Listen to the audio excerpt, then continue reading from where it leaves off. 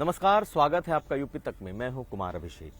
आज बात नीट में पिछड़े वर्गों के लिए किए गए नए आरक्षण की।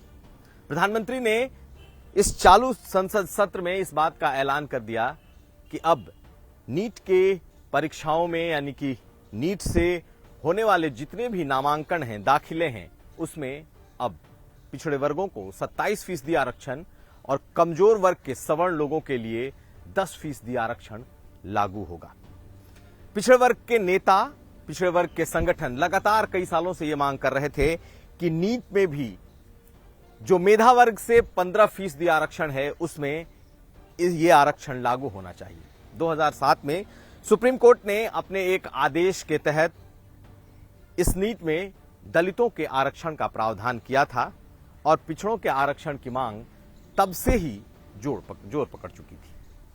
अब इस पूरे मामले को समझ लीजिए। दरअसल नीट के तहत under graduate medical, PG courses, MS, MD, MDS, BDS ऐसी तमाम परीक्षाओं में दाखिले होते हैं, लेकिन 15% इसका कोटा ऑल इंडिया कोटा कहलाता है, जो कि सिर्फ मेरिट बेस्ड कोटा था और 1986 में इसे लागू किया गया था, क्योंकि पूरे भारत में जितने भी मेडिकल कॉलेज थे, ज्यादातर जो प्राइवेट मेडिकल कॉलेज थे, वो पश्चिमी और दक्षिणी भारत में थे।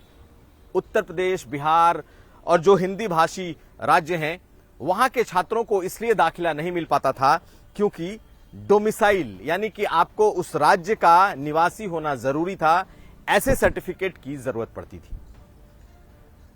जब 1986 में यह लागू हुआ कि अब मेरिट बेस्ड और domicile free admission all India quota के तहत 15% छात्रों को पूरे भारत में दिए जाएंगे, तब से उत्तर प्रदेश, बिहार, हिंदी भाषी ऐसे राज्यों से छात्रों के एडमिशन दक्षिण भारत के मेडिकल कॉलेज, पश्चिमी भारत के मेडिकल कॉलेज और देश के दूसरे मेडिकल कॉलेज में आसानी से हो रहे थे और इसे मेरिट बेस्ड डोमिसाइल फ्री रखा गया था। यानी कि 15% ऐसे छात्र, उन पर डोमिसाइल लागू नहीं होगा और मेरिट के तहत जो 15% छात्र चुने जाएंगे, उनका एडमिशन इस कोटे में होगा। लेकिन इसी 15% में 2007 में सुप्रीम कोर्ट ने अपने एक फैसले के तहत दलितों के आरक्षण को लागू किया और उसके बाद से ही लगातार इस बात की मांग उठने लगी थी कि इस 15% जो कि मेरिट बेस्ड ये एडमिशन है, इसमें पिछड़ों के आरक्षण को भी लागू किया जाए।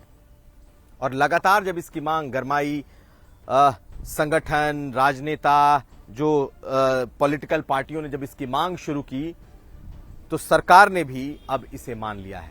अब इसको आप यूं समझ लीजिए कि अगर 100 सीटें हैं तो 100 सीट में 15% जो सीटें हैं, यानी 15 सीट पहले डोमिसाइल और मेरिट बेस्ड होते थे और उस 15 सीट पर पूरे भारत के बच्चे इन कॉलेजों में दाखिला ले सकते थे। लेकिन 2007 में इसमें जो दलितों का कोटा है वो आया और तब से यह भी मांग हो रही थी कि इसमें पिछड़े वर्गों का भी आरक्षण हो और सरकार ने उस मांग को देखते हुए पिछड़े वर्गों के साथ साथ जो इकोनॉमिकली वीकर सेक्शन है सवर्णों का, उसे भी इसमें शामिल किया है और अब कुल लगभग 37% आरक्षण उस 15% में पिछड़ों के लिए भी हो गया। दरअसल इसकी मांग पिछड़ी जातियों के नेता दल लगातार कर रहे थे और अब प्रधानमंत्री ने भी ट्वीट कर इस बात की जानकारी दी है कि अब युवाओं के लिए एक ये दूसरा बड़ा अवसर है। यानी कि कुल मिलाकर पुरानी एक लंबित मांग पूरी हुई है। और अगर हम इसका सियासी असर देखें तो उत्तर प्रदेश के चुनाव हैं, उत्तर प्रदेश के जो तमाम दल हैं, चाहे वो समाजवादी पार्टी हो, चाहे बसपा हो, चाहे जितने दूसरे दल हैं, वो लगातार बीजेपी को इस बात के लिए टारगेट कर रहे थे कि बीजेपी सवर्णों की पार्टी है और वो पिछड़ों के हकमारी में जुटी हुई है। और ये लगातार ये मुद्दा गति पकड़ रहा था, मोमेंटम पकड़ रहा था। ओम प्रकाश राजभर जैसे नेता भी लगातार इसे भुना रहे थे और लगता कुछ ऐसा है कि 2022 के विधानसभा चुनाव के पहले ये कहीं और बड़ा मुद्दा न बन जाए, और बीजेपी के भीतर से भी ये आवाजें उठ रही थी। ऐसे में प्रधानमंत्री ने इसका खुद ऐलान कर दिया। अब आप जो पॉलिटिकल लोग हैं उनके रिएक्शन भी देखिए। अखिलेश यादव ने ट्वीट कर कहा कि ये समाजवादी पार्टी का जो संघर्ष है वो रंग लाया, यानी कि समाजवादी पार्टी के दबाव में आकर बीजेपी ने ऐसा किया है जो कि पिछड़ों की विरोधी पार्टी है। यानी कि समाजवादी पार्टी ने माना कि यह उनका आंदोलन था, लेकिन बीजेपी को करना पड़ा। दूसरी तरफ मायावती ने साफ साफ कहा है कि वो इसका स्वागत करती हैं, लेकिन बीजेपी ने ये जो काम किया है ये चुनाव को देखते हुए किया है। यानी कि 2022 बीजेपी की नजर में है और बीजेपी की नजर में ये चुनावी हथकंडा है, ये चुनावी शखुबा, ये ऐसा मायावती का कहना है। लेकिन अगर आप देखें तो ट्विटर पर कई चीजें ट्रेंड भी कर रही हैं। जो आरक्षण विरोधी हैं उन लोगों ने बकायदा अपना हैशटैग चला रखा है।